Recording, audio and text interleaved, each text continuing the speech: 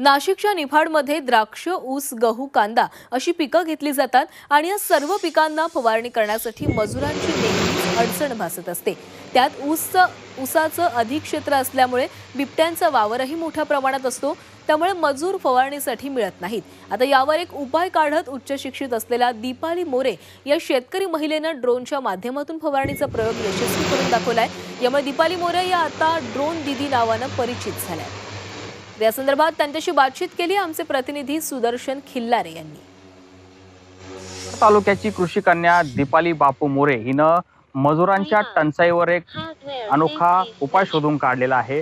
ड्रोनच्या माध्यमातून फवारणीचा प्रयोग हा निफाडमध्ये आता यशस्वी झालेला आहे। ड्रोन संचालिका आहे दीपाली मोरे, त्यांच्यासोबत बोलणार आहे। ताई, मला सांगा, नेमका हा प्रयोग करण्याची संकल्पना कशी सुचली?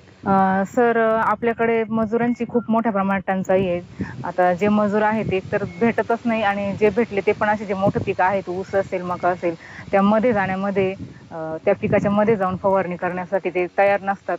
बऱ्याचशा अडचणी असतात, त्या काही आपले साप वगैरे अशा प्राण्यांची अडचण असते किंवा मग आमच्याकडे बिबट्या वगैरे आहेत, तर त्यामुळे मजूर पिकामध्ये जाऊन फवारणी करण्यास तयार होत नाही। ही खूप मोठी समस्या आहे। तर आमच्याकडे मका, ऊस अशा प्रकारचे पिकं जास्त असतात, त्यामुळे मजुरांची खूप मोठी समस्या होती आणि अशा प्रकारच्या पिकांवर फवारणी करण्यासाठी ड्रोन हा एक अतिशय उत्तम पर्याय आता सध्या सरकारने उपलब्ध करून दिलेला आहे। यातून तुम्हाला काही आर्थिक उत्पन्न मिळते?